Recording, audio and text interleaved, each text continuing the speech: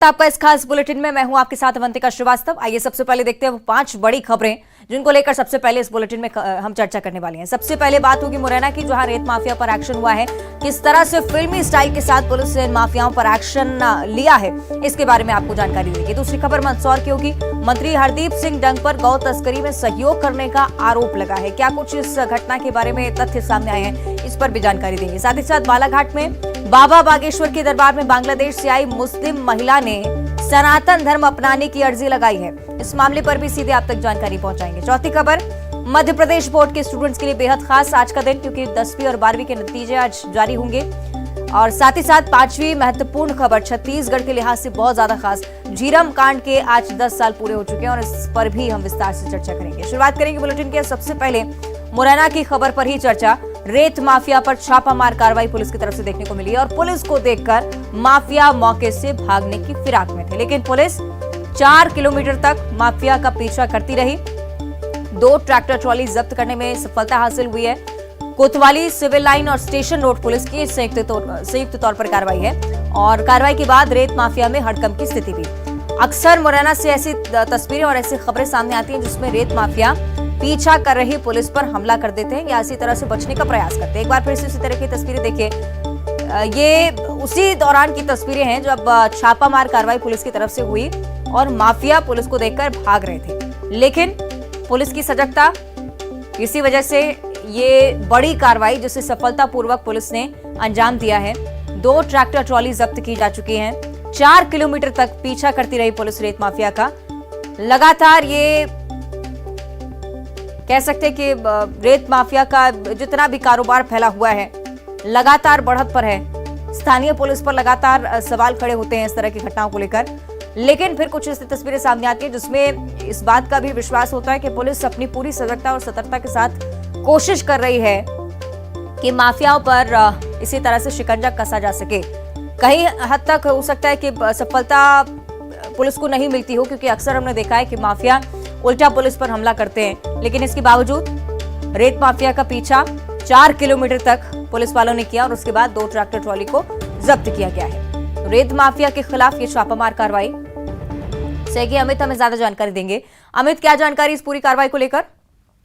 देखिए, बिल्कुल आपको बता दूं कि जैसे ही सीएसपी को जानकारी मिली थी कि अवैध रेत से भरे हुए ट्रैक्टर आ रहे हैं, इस दौरान स्टेशन थाना पुलिस और कोतवाली पुलिस, साथ ही सिविल लाइन पुलिस, तीनों थानों की पुलिस ने जाकर के बाईपास पर पहुंची। इस दौरान 2 ट्रैक्टर ट्रॉली पुलिस को नजर आए और पुलिस को देख करके रेत माफिया भागने की फिराक में थे। इसी दौरान पुलिस ने लगभग 4 किलोमीटर तक इन माफियाओं के ट्रैक्टरों का पीछा किया। उसके बाद एक ट्रैक्टर पलट गया, दूसरे को पुलिस ने जब्त कर लिया। उसके बाद ही पुलिस ने जेसीबी की मदद से उस ट्रैक्टर को भी सीधा कराया और थाने में ला करके जब्त कर दिया है। हालांकि इस पूरी कार्रवाई को लेकर के अब रेत माफियाओं में हड़कंप तो मच गया है, लेकिन सबसे बड़ी बात यह है कि पुलिस लगातार कार्रवाई कर रही है। उसके बाद भी अवैध रेत का परिवहन थमने का नाम नहीं ले रहा है और रेत माफियाओं के द्वारा कई बार देखने में भी आया है कि पुलिस पर हमला भी किया जाता है। यही वजह थी कि आज जिस तरीके से रेत माफिया ट्रैक्टर को लेकर के भागे थे, लेकिन पुलिस की सतर्कता रही कि पुलिस ने उस ट्रैक्टर को भी जब्त कर लिया जो पलटा था उसको। जी अमित, ट्रैक्टर ट्रॉली जब्त की गई है, लेकिन शायद रेत माफिया अभी भी गिरफ्त से बाहर है, इसे लेकर कोई जानकारी? देखिए, बिल्कुल आपको बता दूं कि जो ट्रैक्टर के दोनों चालक थे उनको भी पुलिस ने गिरफ्तार कर लिया है, लेकिन जो बड़े रेत माफिया हैं वो अभी पुलिस की गिरफ्त में नहीं है, क्योंकि ये बताया जा रहा है कि जो रेत लेकर के आए थे ये एक बड़े डंप से रेत लेकर के आए थे। ये पूरा जानकारी पुलिस विभाग के सीएसपी जो अतुल सिंह है उन्होंने दी है कि ये डंप से रेत का परिवहन कर रहे थे। इसी दौरान ये कार्रवाई की है, लेकिन ये ट्रैक्टर चालकों को तो गिरफ्तार कर लिया है, लेकिन जो बड़े रेत माफिया हैं वो बड़े स्तर पर कारोबार करते हैं अवैध रेत का, उनको अभी गिरफ्तार नहीं किया है। उनके लिए इन जो ट्रैक्टर चालक हैं उनसे पूछताछ की जा रही है। जी चलिए, उन पर भी जल्दी शिकंजा कसा जाएगा, यही उम्मीद है। बहुत शुक्रिया आपका अमित इस पूरी जानकारी के लिए। और अब चर्चा मंदसौर की खबर पर, जहां पर्यावरण मंत्री हरदीप सिंह डंग पहुंचे थे। उनके ऊपर गंभीर आरोप लगाए गए हैं। गौ तस्करी के सहयोग के आरोप मंत्री जी पर लग रहे हैं। कार्यक्रम के दौरान संत गौर शरण महाराज ने आरोप लगाए। महाराणा प्रताप जयंती पर सुवासरा में कार्यक्रम का आयोजन था। मंत्री पर आरोप लगाने का ये वीडियो भी अब लगातार वायरल हो रहा है।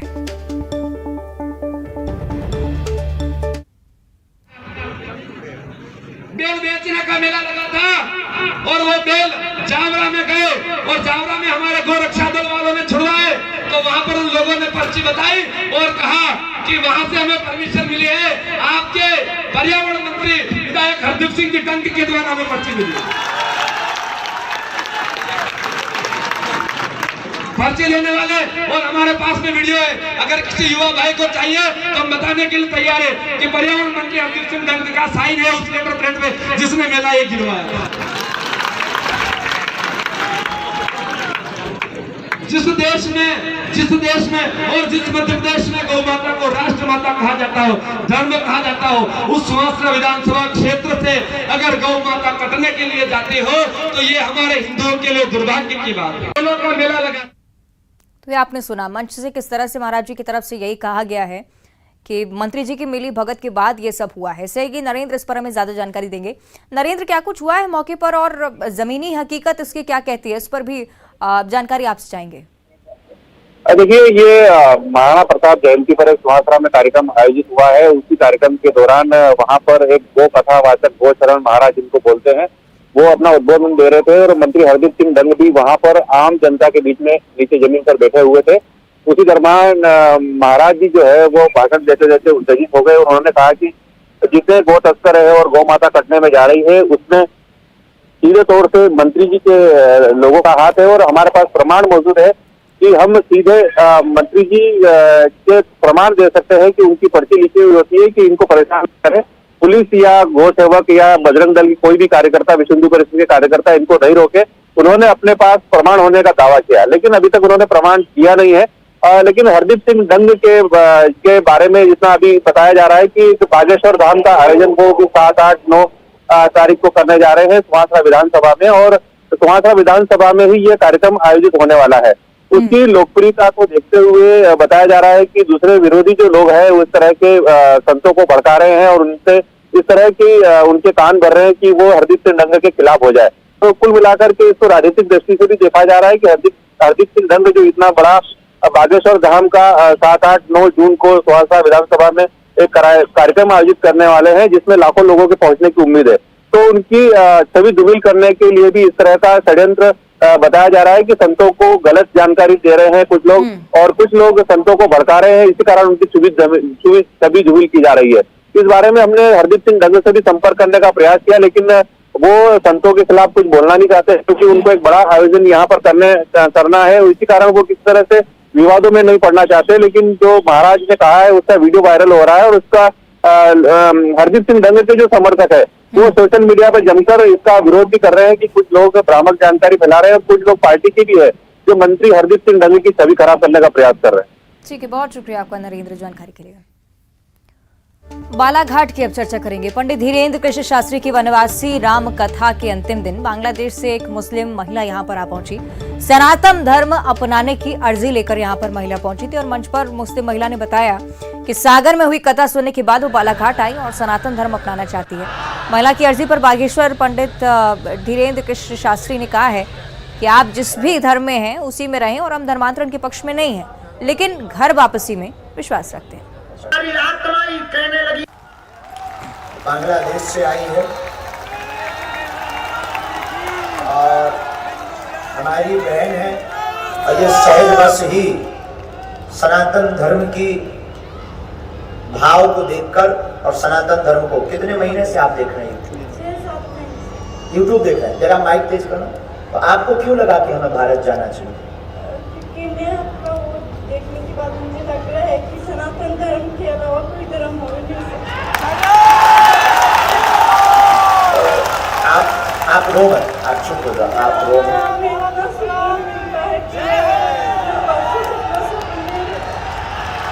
किसी धर्म में सनातन। हम आपसे भी कहेंगे कि अगर आप चाहो, जरूरी नहीं है कि आप अपना मजहब बदलो। आप क्या चाहते हैं? बाइट लेना है। धर्म में आओ और आपको हमारे भाई बनाओ।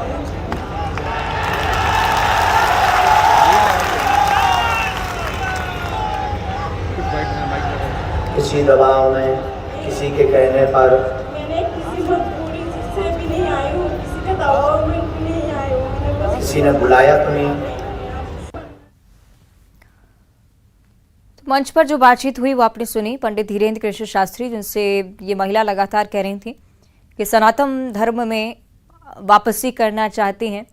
ज्यादा चर्चा इस पर हम कर लेते हैं। सर कि श्रीनिवास बालाघाट से हमारे साथ लाइव जुड़ रहे हैं। श्रीनिवास, पंडित धीरेन्द्र कृष्ण शास्त्री का मंच और बांग्लादेश से आई महिला कहती है कि सनातन धर्म अपनाना चाहती है, क्या कुछ हुआ था मौके पर?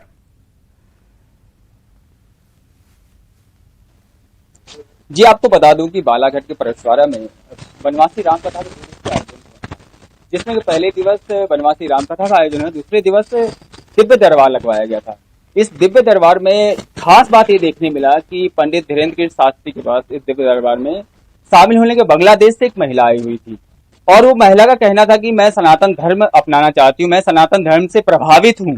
लेकिन धीरेन्द्र शास्त्री ने इस चीज बात को बोले कि आप जिस पंथ में है, जिस धर्म में, उसी में आप रहिए और वहीं से आप हमारी वो कर सकते हैं, सेवा कर सकते हैं या हम पे विश्वास रख सकते हैं। लेकिन वो महिला जिद करने लगी और कहने लगी कि नहीं, मुझे सनातन धर्म अपनाना। तो पूछे क्यों अपनाना है, कैसे प्रभावित आप हुई? तो महिला का साफ तौर पे कहना था मैं यूट्यूब में भजन कीर्तन सनातन धर्म से संबंधित सभी कथा सुनती हूँ, साथ ही आपको भी लगातार मैं फॉलो करती हूँ। आपको बता दूं कि इसके पहले सागर में जो कार्यक्रम धीरेन्द्र कृष्ण शास्त्री का हुआ था, वहां पे भी ये महिला गई थी, अर्जी लगाई थी, लेकिन वहां इनकी मुलाकात नहीं हो पाई। फिर वो सागर से उनको पता चला कि बालाघाट में कार्यक्रम है 2 दिवसीय, तो महिला फिर यहाँ आई, तब यहाँ अर्जी उसकी कबूल हुई और कल देर शाम धीरेन्द्र कृष्ण शास्त्री से इसकी मुलाकात हुई और मंच पे ही रोते उसने कहा कि सनातन धर्म मुझे अपनाना है और मुझे इस धर्म में ही रहना है। लेकिन काफी मना करने के बाद भी वो नहीं मानी। फिर उन्होंने बोला ठीक है, आप एक बार और समझ लीजिए, बूझ लीजिए, उसके बाद फिर किया जाएगा। तो बोलते मैं आपका भाई हूं और आप मेरी बहन हो, इतना कहकर उसको समझाने का प्रयास किया।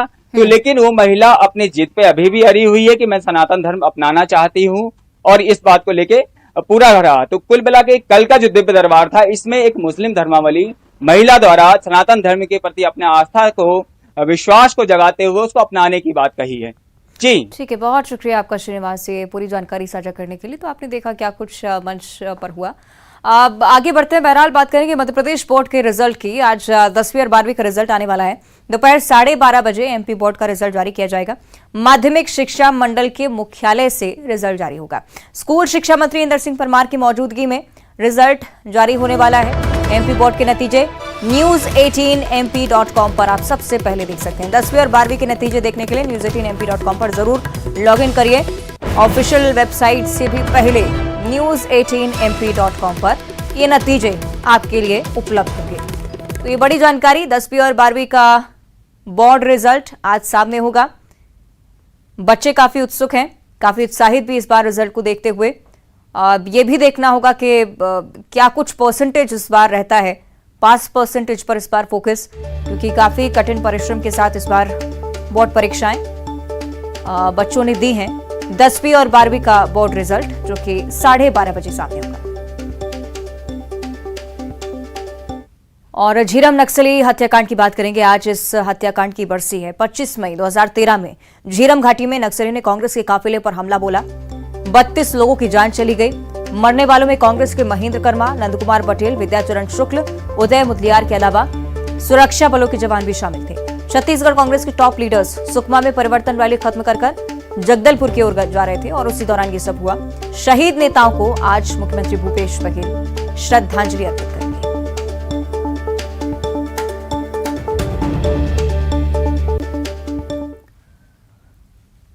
आगे बढ़ते हैं। ग्वालियर से अगली बड़ी खबर की ओर बढ़ेंगे, जहां शादी समारोह में हर्ष फायरिंग की तस्वीरें एक बार फिर से सामने आई हैं। शादी समारोह में राइफल से फायरिंग की गई है। लाइसेंसी राइफल से जमकर हर्ष फायर किए गए। बंदूक के साथ डीजे की धुन पर भी नाचते हुए व्यक्ति नजर आता है। हर्ष फायर करता है। प्रतिबंध के बावजूद शादी समारोह में हर्ष फायरिंग की घटनाएं लगातार बढ़ती जा रही हैं। अप्रैल में जिले में हर्ष फायरिंग में 2 बच्चों को गोली भी लगी थी और इस वजह से काफी गंभीर परिस्थितियां पैदा हुई थी। एक बच्चे की मौत भी हो गई थी और एक बच्चा जिसका अस्पताल में फिलहाल इलाज भी चल रहा है। और एक बार फिर से इसी तरह का वीडियो ग्वालियर से शादी में हर्ष फायरिंग की घटना, तस्वीरें आप देख सकते हैं। लाइसेंसी हथियार से हर्ष फायर करता है ये व्यक्ति। डीजे की धुन पर हथियार लेकर नाचता हुआ नजर आता है। गंभीर घटनाएं हो जाने के बावजूद लोग सबक लेने को तैयार नहीं। लापरवाही भरा माहौल ग्वालियर चंबल अंचल, जहां से अक्सर इस तरह की तस्वीरें सामने आती रहती हैं।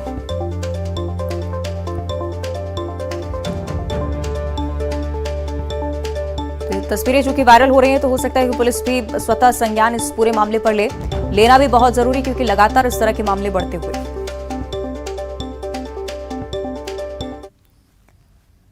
और इधर केंद्रीय मंत्री नितिन गडकरी को धमकी देने का मामला सामने आया था। एनआईए की टीम आज नागपुर जाने वाली है। इस मामले को लेकर पुलिस से केस से जुड़े दस्तावेज एजेंसी आज लेगी। 110 करोड़ की अवैध वसूली और जान से मारने की धमकी दी गई थी। गैंगस्टर जयेश पुजारी से जुड़े कनेक्शंस खंगालने के लिए एनआईए की टीम आज यहां पहुंचेगी।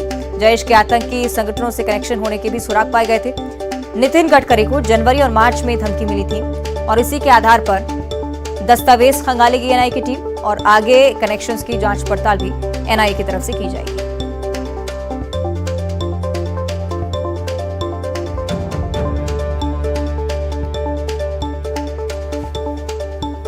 केंद्रीय मंत्री नितिन गडकरी, जिन्हें जनवरी और मार्च में जान से मारने की धमकी दी गई थी, इससे केस से जुड़े दस्तावेज खंगालने के लिए आज एनआईए की टीम यहां पहुंचने वाली है। 110 करोड़ की अवैध वसूली, साथ ही साथ जान से मारने की धमकी। गैंगस्टर जयेश पुजारी का नाम सामने आया था। आतंकी संगठनों से कनेक्शंस के भी सुराग मिले थे। इसी को लेकर गहन जांच अब एनआईए की तरफ से होने वाली है। इस जांच के दस्तावेज जुटाने के लिए नागपुर पहुंचेगी आज टीम।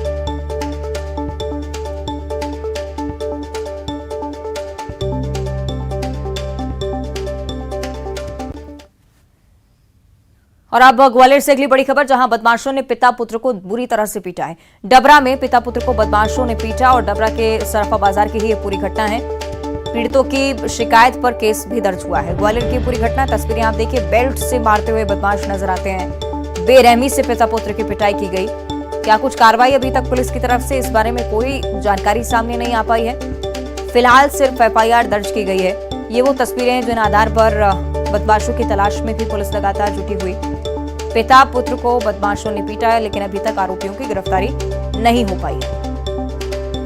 साफ तौर पर दिन दहाड़े मारते हुए पीटते हुए बदमाश नजर आए हैं। क्या विवाद रहा अभी तक, इस बारे में भी जानकारी नहीं है। लेकिन इस तरह से किसी को खुलेआम मारना, पीटना, आतंक फैलाने की कोशिश करना बहुत गलत। इसके विरुद्ध सख्त से सख्त कार्रवाई भी होनी चाहिए। विवाद का पता लगाने के लिए भी पुलिस लगातार कोशिश कर रही है। इधर नरसिंहपुर में द्वारिका शारदा पीठ के शंकराचार्य सदानंद सरस्वती ने हिंदू राष्ट्र पर चल रही चर्चा के बीच हिंदू राष्ट्र के साथ राम राज्य होना चाहिए, इस बात का जिक्र किया। और पहले ये तय हो कि हिंदू राष्ट्र का प्रारूप क्या है, इस बात का भी उन्होंने जिक्र किया है। उनकी तरफ से कहा गया है कि देश में अन्य धर्मावलंबी भी देश में निवास रखते हैं, तो ऐसे में सबके समायोजन की क्या व्यवस्था है, ये जानने की कोशिश की। हिंदू राष्ट्र के साथ राम राज्य होना चाहिए। अकेले हिंदू राष्ट्र की कल्पना, यानी पहले तो यह तय हो कि हिंदू राष्ट्र यदि बनाते हैं उसका प्रारूप क्या है। संविधान तो अनुमति नहीं देता। संविधान में संशोधन की बात पहले आएगी, फिर जो कल्पना की जा रही है हिंदू राष्ट्र की, तो उसका वायोलाज। और अब सिवनी से अगली बड़ी खबर, बिना मुडेर के कुएं में गाय गिर गई है। स्थानीय लोगों ने गाय का रेस्क्यू किया। स्थानीय लोगों ने गाय की जान बचाई है। छपारा के सागर खटकर गांव की पूरी घटना का वीडियो भी सामने आया। तस्वीरें आप देखिए किस तरह से कड़ी मशक्कत के साथ इस गाय को बाहर निकालने की कोशिश स्थानीय लोगों की तरफ से हुई।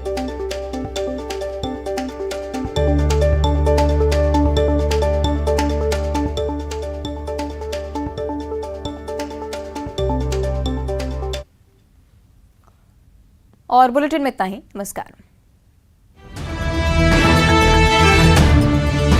वीडियो टीम की टीम पहुंची है आज सागर जिले के खुरई विधानसभा क्षेत्र में।